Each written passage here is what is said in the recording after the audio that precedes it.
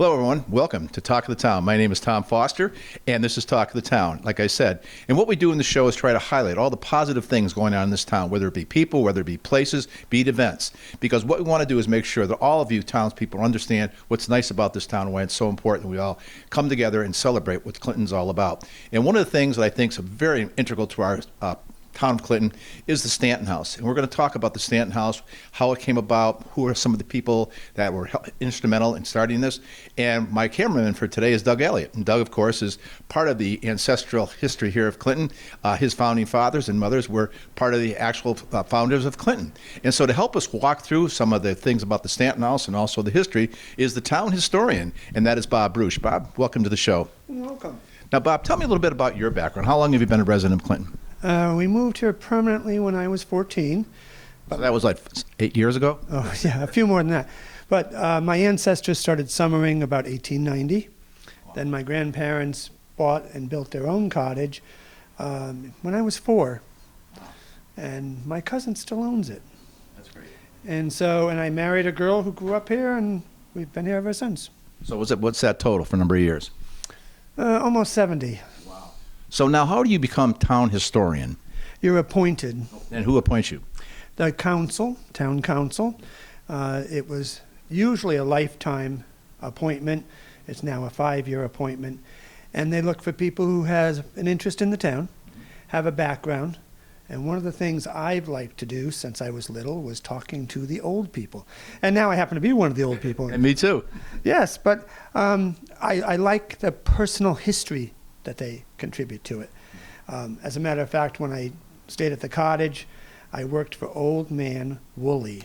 Okay. He owned probably a dozen cottages, and he hired me one summer, just before summer started, to take down every curtain in every cottage, wash the windows, wash and iron the curtains. I got 25 cents. Wow, you braggart. Yeah, 25 cents. I can't believe it now, of course, that's nothing. Did you bank it? Yes, actually, I did. I probably ended up buying something for my sister at the end of the summer. But I love this part of history, the ongoing. We had an event the other day, and a man from another house museum locally came and he said, the unique thing about this house, it's a living museum. His house, you have to stay on the carpet, you have to stay behind the ropes. And we did an event for the Clinton and Madison Rotary. Nice. They were shocked that they could sit. They could walk through and get hors d'oeuvres at all the different tables and then go to the bar that's in a part of the general store. So they were constantly moving around, socializing, which they usually can't do in a house museum. Sure. So that's unique. The most unique thing about this house is that 3 generations of Stantons lived here. This is the home that Adam and Elizabeth built in 1791. Wow. It was constructed starting in 1789.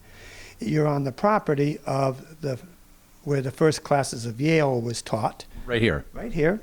In the parsonage, which was in the backyard. The well is still there. It's Abraham Pearson's well from 1696. Wow. And he taught classes. Now, they wanted him to go to Saybrook. The good thing was he was the pastor of the Congregational Church, not that building, the original buildings, which is over where the cemetery is. And they wanted him to go to Saybrook. Congregationalists said, you're under a call, which is a contract, yep, and you're not leaving. So he taught classes here from 1701 to 1707 when he died. Wow. Now, when you say here, in this structure or? No, in the back parsonage. In the back parsonage. The custom at that point was when you had a new minister, he got a plot of land. Oh. He could use Parsonage Meadows for the salt hay, which is the beach, yep, which we gave to the church gave to the town. Or he could use the back property, which is now part of the cemetery. And so there's been 3 generations. The last 2 were males, the grandsons of Adam and Elizabeth, and they never married. They thought their ancestors or their elderly aunts, who they grew up with, were crazy. Nowadays, we would contribute it to either dementia or Alzheimer's. Okay. That's about what it was. Okay. And so they were used to having the elderly, and they didn't want to have children to carry on whatever affliction they had. Well, so that's the grandson. Let's go back to the beginning. Let's talk a little bit about Adam Stanton. What's some of his background, and how did this all come about? Well, Adam and Elizabeth married just before the Revolutionary War. They were in Rhode Island. They moved here down on the waterside of Waterside Lane. Adam was an entrepreneur. He had his fingers into everything. And he began by extracting salt. He built almost a factory type thing on Cedar Island. They extracted salt from salt water, which you and I know is virtually not any good for anything. Right. He decided to ship it to the British, who were occupying Boston at the time, and he sold it, depending on which record you read, between $2 and $4 a bushel. And that was a lot of money back then. It was a lot of money, and the British thought they could use it to salt fish and everything else, which just totally ruined the fish. But he would, he had a building further up Waterside Lane, lived almost across the street, down a little bit, and then this right here was the core of the church, core of the town. The house across the street, which is the Milestone House, Benjamin Franklin laid the milestone there. Wow. Jarrett Elliott, one of Doug's descendants, I should say ancestors, built that house. It's modeled after his house in Guilford. Wow. He became the pastor after Abraham Pearson. When he died, his daughter took over that house. His son built this house, where Across the street. You obviously can't see it right now, but across the street. right, it's Elliott's, it's Doug's, it's the Elliott house. We just met his sister. Yes, his sister still lives there. Right. She moved in after his mom died, and it's a family homestead. Wow. This house then was completed, and they moved in 1791. Adam and his wife. Adam and his wife and his children. Okay. And then his children continued to stay. Many of his daughters, a couple of them got married, moved away. One was in Preston, and one was in New York. He had businesses in Colchester with his son-in-law. He had businesses in Guilford. Guilford, once the store was up and running, would place orders. We have all of his ledgers. So if you came in and you wanted a pint of something, he would, whatever he sold for the day, he put in. And you still have those records? All those records. Wow. We have all there's lots of clothing upstairs. There's tuxedos, there's gowns, there's shopping lists. All of them are here. Wow, so would that be considered a modern day hoarder? They definitely were hoarders. They kept everything. We have stuff in records now. Everything in the house was from the family or passed down to them from other family members. The only things that have been replaced are the rugs, because the original rugs were rag rugs and they wore out. There were curtains. Right now we only have the winter curtains up because we closed the curtains for the season. Now, how original are these curtains? Oh no, these are reproductions that we just use to cover them in the wintertime. I have one question about something you said earlier, just as a clarification. You said across the street, that's the Mile House, and you said, was it Benjamin Franklin? Yes, Benjamin. He laid a marker over there. Yes. Now, on that marker, does it say 25? 25 miles to New Haven. So that actually was 25 miles in Haven right From there. that point. We're looking across the street from the Stanton house right now. It's the large gray house across the street. He came through on a chase with wagons behind them with stones. Really? And it clicked off. A calibrator of some sort clicked off, and when he came to a certain distance, they placed the rock. So does that continue all the way down the coastline? So if we went 25 miles from here, we'd find another one? Well, no. You may or may not, because you're used to going along Route 1 straight. If you went down to the DeBell corner where the police department is, you had to turn left. If you came here, you would come to this corner here and take a right. The Post Road didn't go straight down. It went what is now the current church up and around. There was a drawbridge. Ships were built here on Indian River, and what looks like now a marsh was a lagoon. Wow. They built ships. There were 5 shipyards in town. And when the ship was finished, they would lift the drawbridge, pull it through on ropes, very heavy ropes, until you got to the south side of the bridge. And then they would outfit it with its masts and sails and things like that. This was a seaport, basically. Right. At one point, Adam and his son owned 27 sailing ships, which 11 of them were built here on the river. Wow. And then once they were outfitted, captains such as the Buells, the Elliots, the Chittendens, all of the Wilcoxes, all the founding fathers' names, would go the ship. Some of them went to Europe. Most of them went to the Caribbean, the West Indies.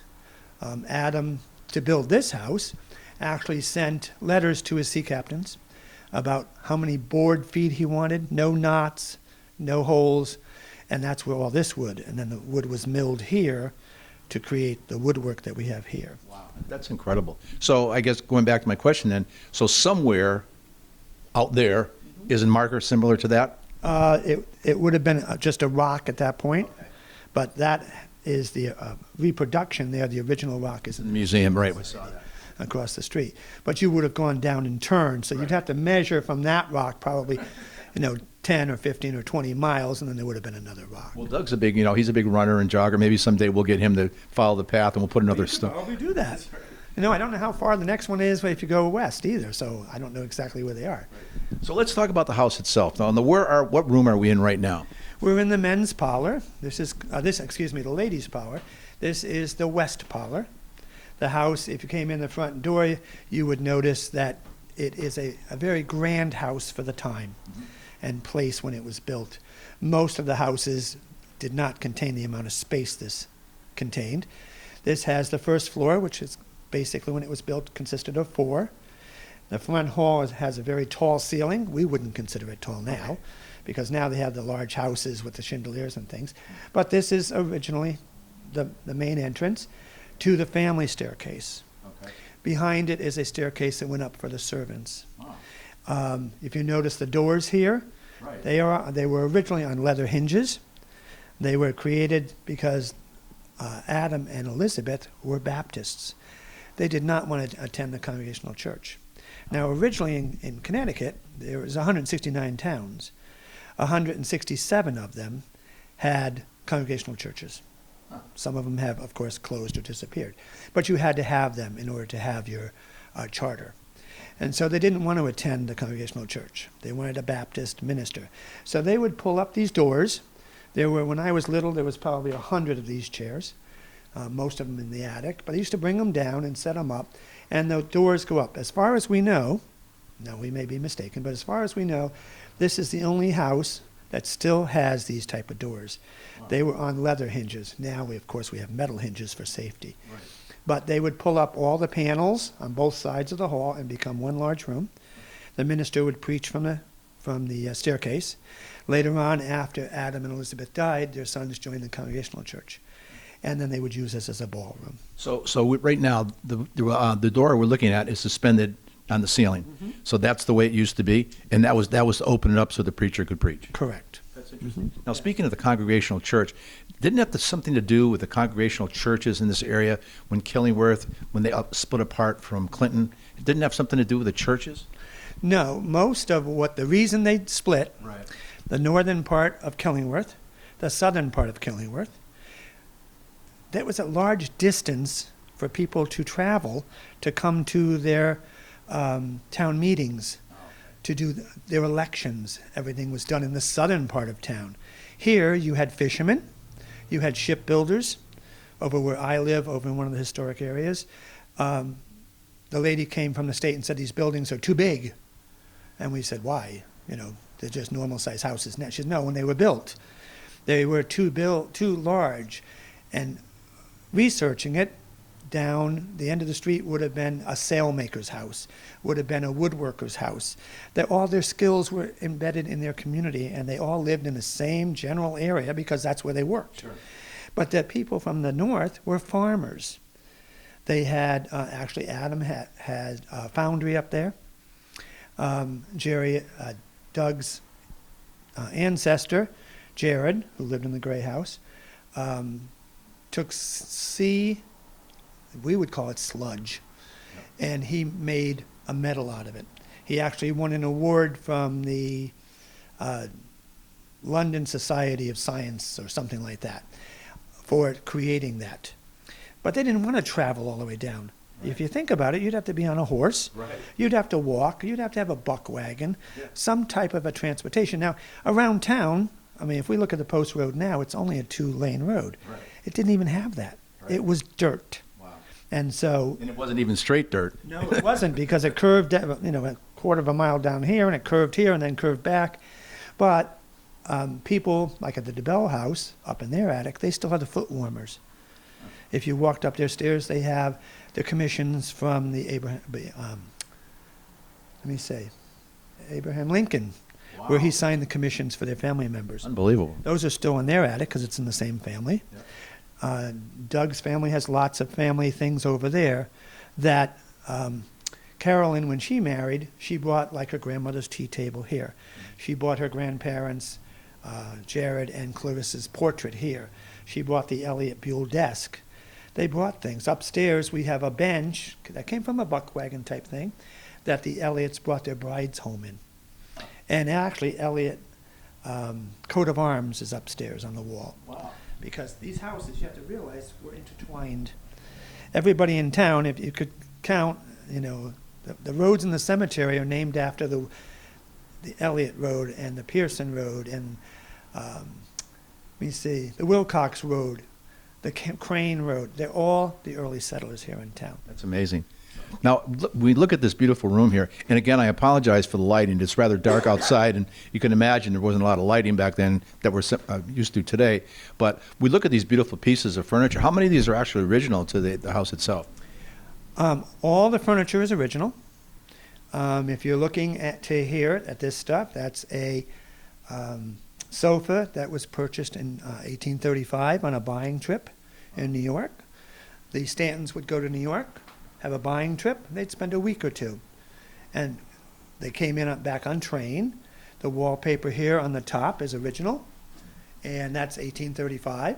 Wow. The paper on the bottom, well, you can look at it, that's much, much, much newer, as you could tell. Yep. That's 1845. Wow. The That's difference amazing. is the stuff on the top is handmade and hand printed.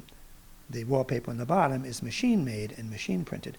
On the other side of the sofa, you would see what the original, I'll hold it up for you, Thank you, Mark. what the original would have looked like. This was found in the attic. That's how bright the original would have looked like. Wow. And this is obviously the bottom. There was an inventory done a number of years ago. This was turned into a museum when Lewis died. He died in 1916, and they wanted to preserve this. They did not give it to the town. They gave it to the citizens of Clinton.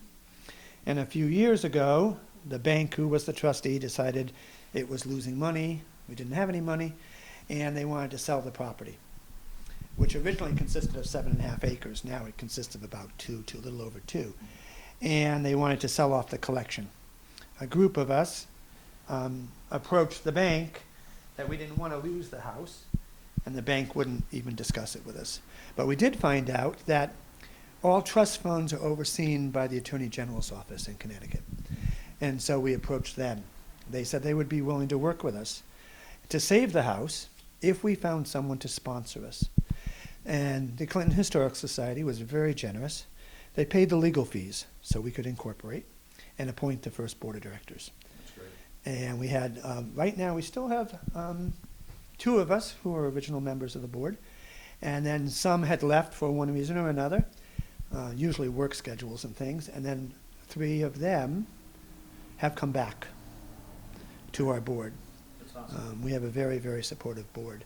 But if you look at all the things as we walk through the house, most of them are original. The candle globes are not, because we do those for safety. Sure. But as you traveled, you have to realize that Adam was also ran the general store. So he wanted people to stop at his house. So he put things out. The road was not as wide as it is now, of course. And he put awnings out by the general store to attract people in. Now, the interesting thing is if you went all the way through the house, this house has a double attic. The store has a double attic. And it's refuted, but Mr. Carr, who was a curator here for close to 40 years, when I was teaching, he would ask me to do tours. He gave tours, and you could row up Indian River. The thoughts were that the runaway slaves on the Underground Railroad would be brought up to Indian River and right across the coast to Cedar Island, or Duck Island, which is actually technically part of Westbrook, and was been used for a number of other things over the course of the years. They would be rowed in at night. If you stood at the Indian River Bridge and looked over, you could see an iron grate with a lock on it that had a tunnel that went into the snow block, which is the building's no longer there. But they believed that that's where the slaves stayed, and then at night they would be brought to various houses. and put upstairs above the store. You can't really stand in the attic above the store. You have to crouch. But one gentleman who came and said, I used to do this with Mr. Carr, and I never knew where the slaves hid. And I said, in the attic. And he goes, I've been in the attic 100 times. I've never seen it. I said, did you go upstairs? He said, yeah, the attic. I said, no, the second attic. Yeah. And he said, I don't know how to get there. I said, well, over here. Now stand here. Now walk this way. Turn and walk this way. You see that little tiny staircase? That's the entrance to the attic. Wow. Right now it only has disassembled spinning wheels and flax wheels and things like that for storage. But they do believe that, of course, those things were not documented. Right. So, Obviously not. no. They kept things well hidden. Yeah. You have to realize this was a small colonial town, and everybody knew each other. Everybody trusted each other. And so they didn't want to step over their bounds that they would either cause hard feelings or, that type of thing. And so everybody was so supportive of each other. Well, let's continue on with our tour. I want to make sure everybody gets a flavor for it, and we encourage all of you who are watching this, come out and enjoy this. And I'm sure Bob would love to see you and take advantage of the store and some of the things. Now, do you still sell things in the store, Bob? No, we don't. We do have some things for sale that are for souvenirs and things like that. Yeah. Or if we are putting on, we try to encourage the community. We had, a week ago, we had the Madison and the Clinton Rotary came for their Christmas party. And that turned into a fundraiser for us. They have been very, very generous. We have the Art Society, Ladies Art Society, who comes in the summer, a couple of times in the summer, and they paint in the garden. And then they have a guest speaker, and then she kind of critiques their work. We have the Cindy Stevens uptown, where she teaches art lessons. She comes, and the children, oh, you'd love it. The children spread out, depending on whether they want to look at the gardens, which actually Doug's sister is in charge of. She's a master gardener, beautiful. And they paint this, or one might paint the side of the shed, or one might paint the front of the house. And they work all afternoon, all morning. There's 2 different sessions. And then towards the end of the summer, they do an art walk. Nice. And we set up stations in the back, and of course there's punch and cookies and that type of thing. And then the children go through. But some of these children are very talented. And I had a man who came actually the other day to our function, and he said, I used to walk past this house when I was little, and I always wanted to see the inside. And he painted it when he was little. Wow. And I said, you still have the painting? He said, I don't know if my mother still has it or not. But he was helping collect money from the Rotarians. And the next day, he sent a lifetime membership is $1,000. So he joined for $1,000. That's great. Our dues our membership is really $25 for an individual and $40, for a family. Right. So, and we have people who just come and they like to walk the garden. We have one man who in the summer likes to, we usually have teak chairs and things out. And he sits there and he brings a coffee and he sits and reads. He says, is that okay? Yeah, fine. That's what the gardens are for. That's right. So they are constantly changing. Becky keeps the flowers going all the time. And then we have tours frequently. We'll be opening, we did Harvest Moon in October. And in March, we do a tavern night, Nice. which is fun. There's hors d'oeuvres and beverages. And then we set up old-fashioned type games in all the rooms. Oh, And the people, you have to come. I will. Because some of them throw dice and they say, I got a 6. You didn't get a 6, you got a 5. And they're arguing back and forth. It's just a camaraderie type thing. And we have people that come year after year after year. That's great. So what is the room we're in right now? Explain what this one is. This was originally the family kitchen. Over here. And then they used the great room more as a kitchen. They closed up part of the fireplace in the 1800s. Being very conservative, they wanted to save heat. Sure. So they made this a family dining room. It has many, many treasures, actually. It's one of my favorite rooms. The table in the dining room is Carolyn Elliott's wedding present. Wow. The china was from Paris in 1835. This is the original. This is the original china. It's not the original silver. The original silver is locked up because this is just in case. Right, sure. And some of the daughters who moved away when they got married, as their husband died or they aged, they moved back. So this is the Buckingham buffet, or the cabinet would be called a buffet. Mm-hmm. And they moved back with their pieces that they thought was their favorites. and it became part of the house. Wow. So this is where they would have had their meals. They would have been very simple. They did feed their field hands, their farm workers. You have to realize they had woodlots in the northern part of the town. They had other businesses all over town, so their workmen would come here. And Mrs. Stanton, being an entrepreneur herself, served them their meals for 25 cents. Wow. So they'd have a dinner for 25 cents, or they wanted to come in. And usually they came as a group. So all the people in the woodlots would come, the people who were in the farm area would come. If you walked out this back door in the hall, you would have went into a humongous big flower garden. If you went out through the sewing room or the great room door, you would have been into part of the orchards. Wow. You have to realize the property went all the way to the river originally. So if you lived back then, you could have had that 25 cents you made, had a nice meal for yourself. You could have. I could have. Yes, I could have. So, yes, we can Let's move continue on, okay? This is very fascinating. There's a couple of wonderful things in this room. These are the children. They believed in educating their female and male children. And most of them went to the Norwich Academy, private school. And these are their graduation pieces. Wow. This one is from John in 1795, and the one on the back wall is from Polly in 1791. Nice. These are all hand done. Wow, that's incredible. Maybe Doug can get a shot at that. So that's quite impressive. And I also notice on the table here, if people want to get information about the Stanton House, they can pick up some. We also have that on the front table as you walk in. Right. So what is this room we're entering into now? This is the great room. And what's the definition of a great room? It's usually, it would be a room where they would spend probably 90 to 95% of their time. You have to realize there are 11 fireplaces, but to keep 11 fireplaces going took a lot of wood. Yeah. So they would concentrate here. Keep warm. To keep warm, and because this is where they had the most light. You have to realize if you were going upstairs, there were 4 large bedrooms, Lafayette bedroom upstairs, and the Buckingham, which is named after the governor, because he frequented. Lafayette came through here. Wow. And many of the, at that point, most important political figures went through here. But they used this because it was universal. They would take, if they were going upstairs, they would take a light off the counter out there, and they would light their light and go upstairs. So when they went upstairs, they would have a small fire going, like a coal fire, but only one candle. You have to realize they didn't have to go outside. When you walk through the ends, like you walk through that back there, and you walk through here, these are wood rooms, which we don't use for wood rooms. But this was where they would have entertained their guests, very informally. If they had more formal guests, they would have used the ladies' sitting room or the male's sitting room. But if you look at the fireplace, one of their favorite people, they were friends, actually Lewis was friends of Abraham Pearson, Abraham Lincoln, and they brought many guests here. We would be kind of impressed by them, like a notary of some sort, right. But they were just friends.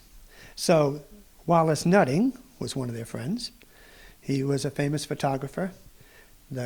He decided to stage this. He said, if you have this colonial house, you have to have a colonial kitchen. So he staged this. This gun is from 1812 and was used to fight off the British invaders at the beach. If you go down there now, there's a cannonade that was used to fight off the British invaders. And people are still bringing up cannonballs. Wow. We had one a couple months ago. Someone Really? dug up out there. Because we had the 1812 war right out here in Clinton Harbor. Right? Yes, they chased ships. And like I said, they had the drawbridge. Ships would go in and spend time in what we would consider a lagoon. It went all the way over to Liberty Street now.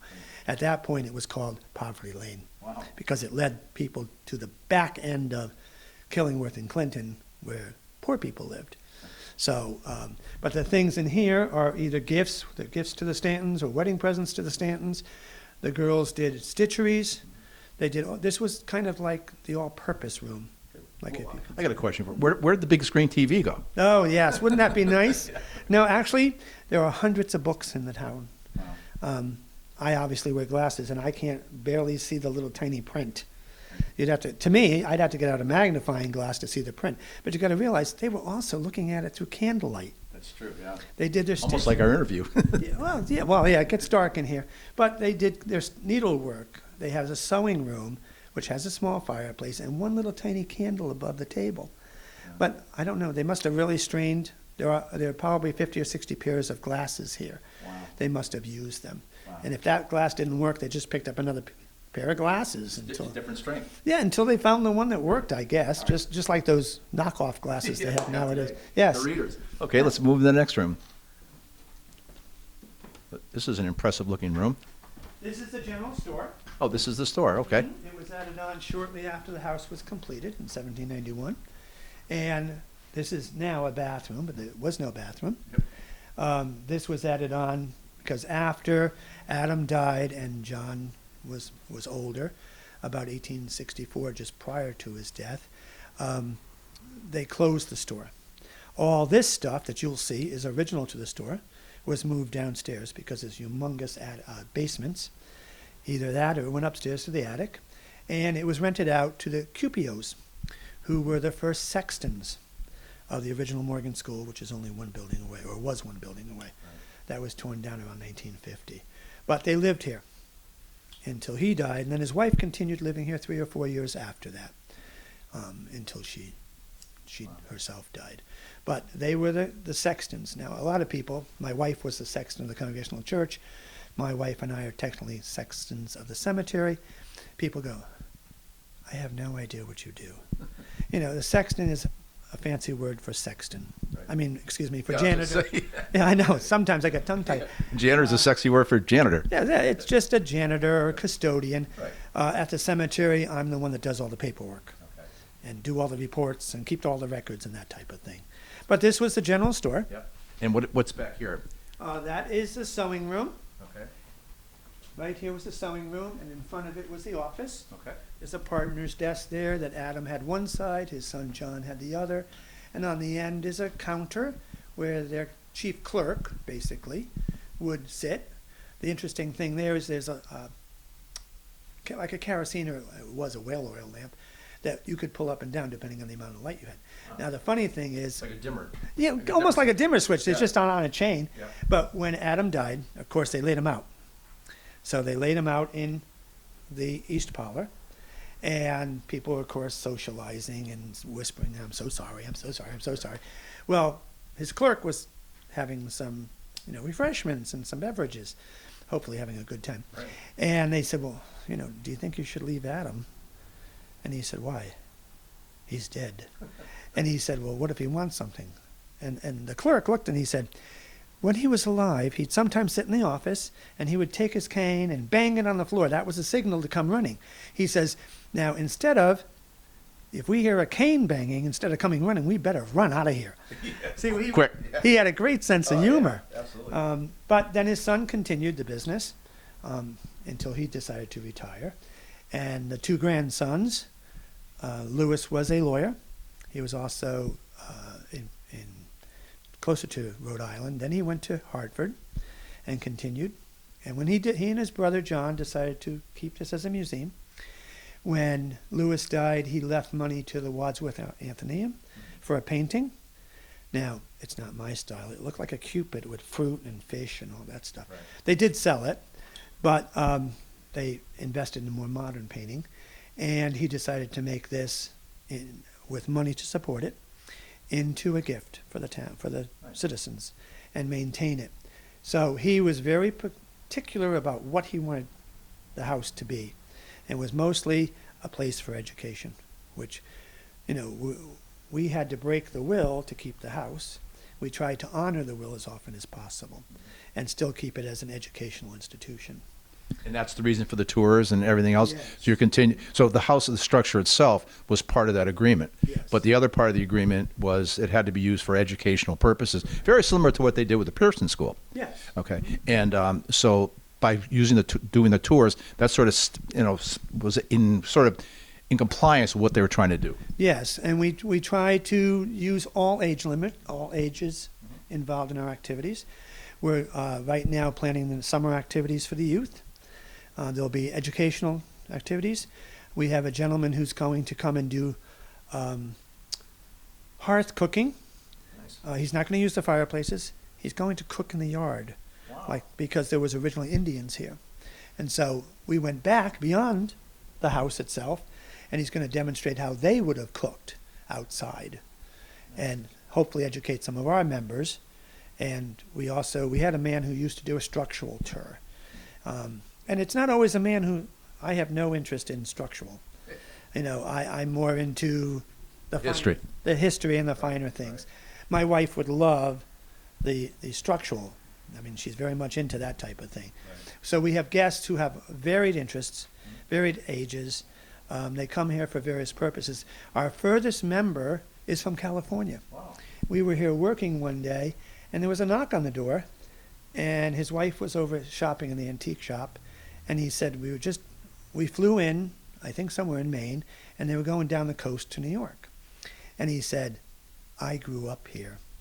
That's awesome. I went to Pearson School, and he said, I used to take tours here with a man, an older man. I said, Mr. Christ, said, that's it. So I said, well, you want to come in? And he goes, can I? I said, sure. He said, let me go get my wife. So he ran over to the antique shop and got his wife. They spent about an hour and a half. He had lots of questions that he remembered, and things he liked, things he didn't like. And so when he got all done, he became a member. So they still live in California. Wow. So we'll have to send this video to him. We could. All right. Let's continue on and show him the rest. Right. Now this would be an example of the wood room, which we don't use for the wood. Okay.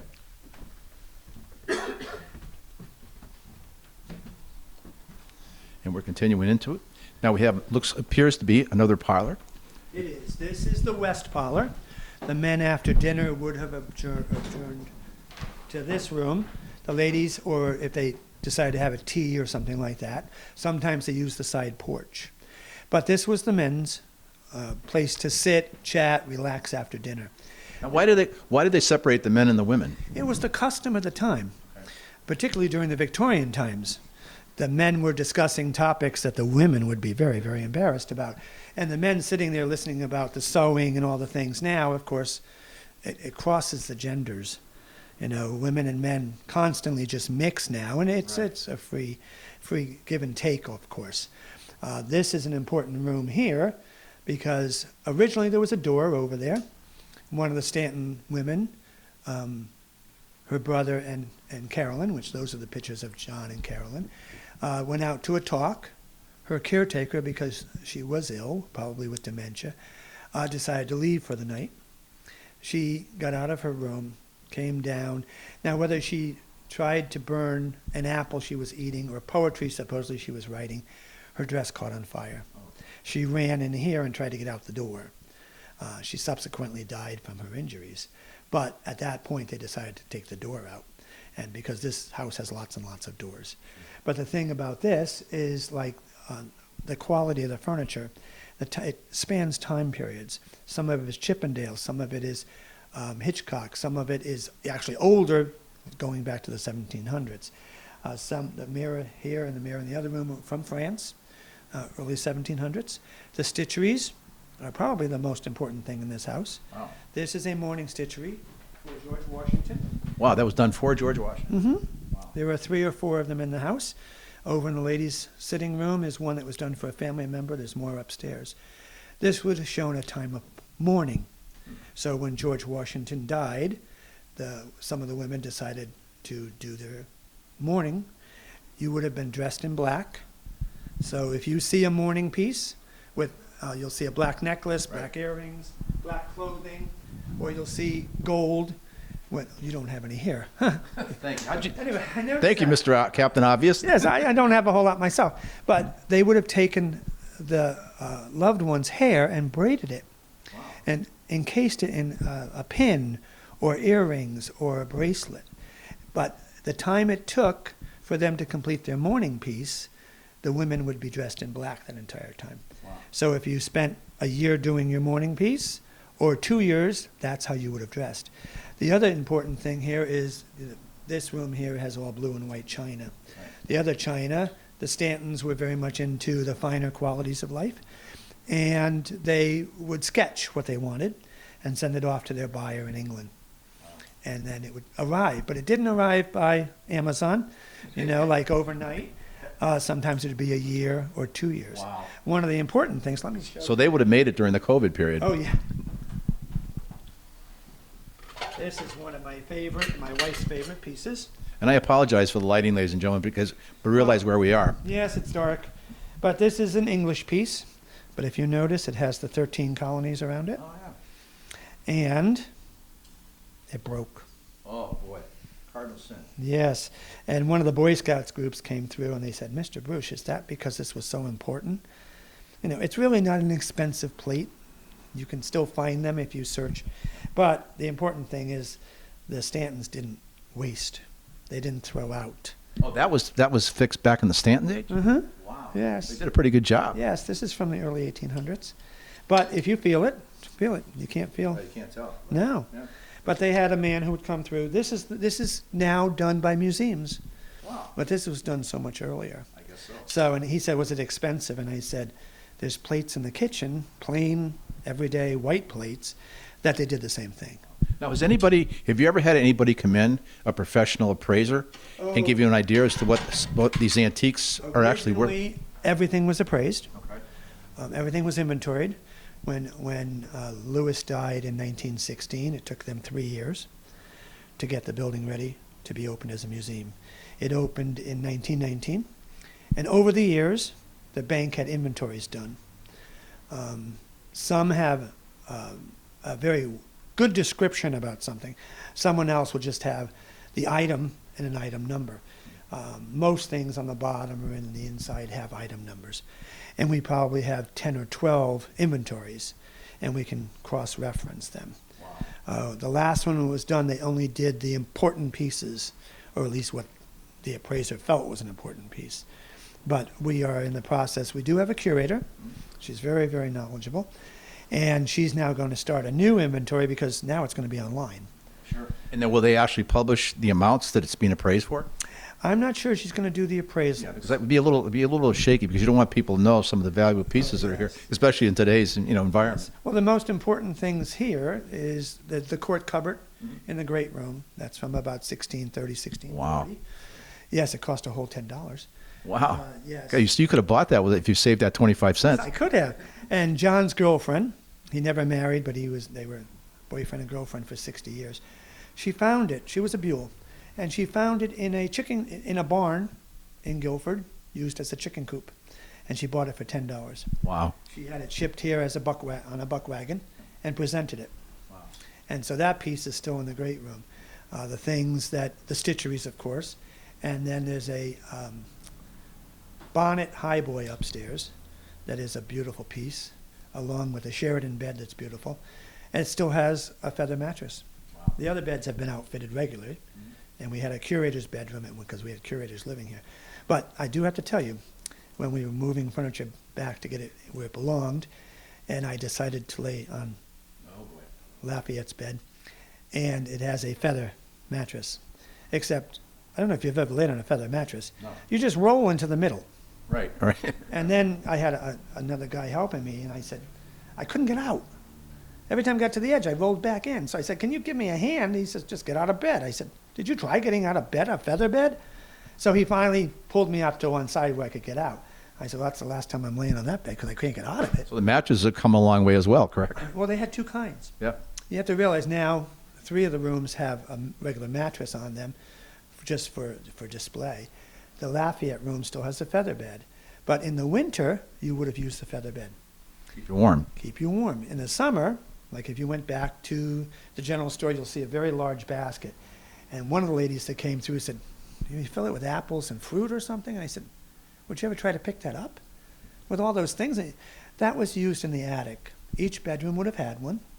And when it came time to be spring, you would have taken your feather bed with its ticking, rolled it up and put it in the large wicker basket and put it in the attic. You would have went out to the fields and collected straw and hay and all that for your summer mattress. It was cooler. And that's where you get the expression sleep tight, because you had to tighten the spring, which is a rope spring, which you can actually, there's a mechanism upstairs. Wow. In the Buckingham room, the bed still has a rope, and the trundle underneath it for children still have a rope. So you could tighten the ropes. So that's where the term sleep tight came from. Sleep tight. So you learn something every day. Yeah, and don't let the bed bugs bite. That's because bugs came in with them The grasses and the reeds and I suppose weeds that you would have used. So Sleep Tight, that was invented here in Clinton? Probably not. It probably was hundreds of years old before it came here. So let's just sort of summarize. The house right now is being maintained as a museum. Yes, Okay. it's owned by the Stanton House Incorporated. Okay.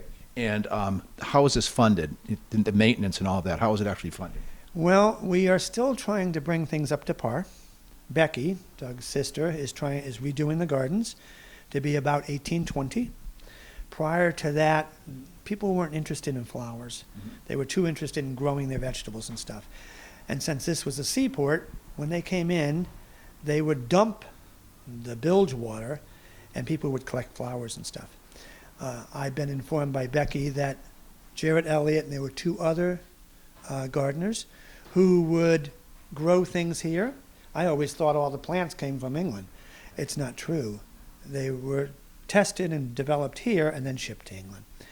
And so the maintenance that we do, we just put on a new roof. We did I saw that, yep. for about 3 years. That roof up there represents about $89,000. We do have a clause with the Connecticut State Preservationists that the house has to be outside, it can never be changed. Okay. And so we put on new shingles, which are cedar. We're still trying to raise money to finish the back kitchen and then eventually the outbuildings so that we can maintain those and preserve. So basically, all this is done through fundraising and Fundraising grants. Right. We have two people who work very, very very hard trying to procure grants for us. Some grants we don't qualify because we haven't really, our part of this has not been in business that long. Others have different purposes. So we try for the historic grants. We did get a grant where we had the porch off of the store redone and the decking redone and the portico out front. The pillars on the portico were rotting out and the roof, so we had all that redone. That was done about 4 years ago. And then we have a grant now just before COVID, we got a grant, which the state was really nice and let us continue it because we haven't used it yet. We had to repair certain things. But at that point, it would have painted the whole house. Now, it's going to paint the south side of the house and the west side of the house. Get those kids to paint it. Yeah, well, I wish we could, a little tiny patch. That's what we need. But we are working a little at a time. Good. We have some people who have, some organizations have been very generous, like the Rotary of both Clinton and Madison. They've been very generous supporting us. We have other people who send us some nice checks. They're not as large as we would like, of course, but So if people did want to help, what would be the best way to do it, Bob? you can go right online, and you can look up the Adam Stanton House, Clinton, Connecticut, and you can take a virtual tour. I did a virtual like this, an interview, for about 3 years ago, and we have used it during COVID because we opened for Connecticut Open House Day. Well, we couldn't open during COVID, so we had a link where they could take a tour online. Now, how often, if somebody wanted to not only donate, but they wanted to come and walk through and get some of the background, are you open every day? No.